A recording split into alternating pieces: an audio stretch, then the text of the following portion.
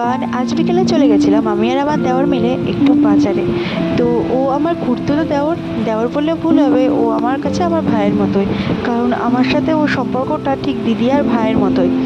তো তারপর দেখো এত বৃষ্টি পড়ছিল যে আমি আমার কাজ মিটিয়ে বাড়ি তাড়াতাড়ি চলে এসেছিলাম। আর মামার জন্য নিয়ে এসেছিলাম একটা খুব কিউট পুতুল।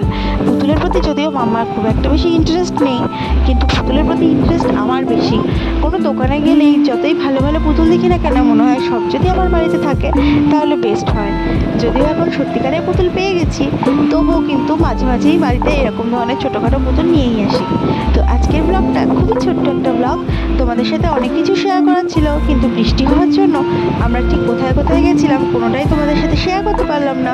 তো আজকের দিনটা কিন্তু আমাদের এভাবেই কেটেছিল। তো আজকের মতো টাটা, দেখা হচ্ছে নতুন কোনো ব্লগে।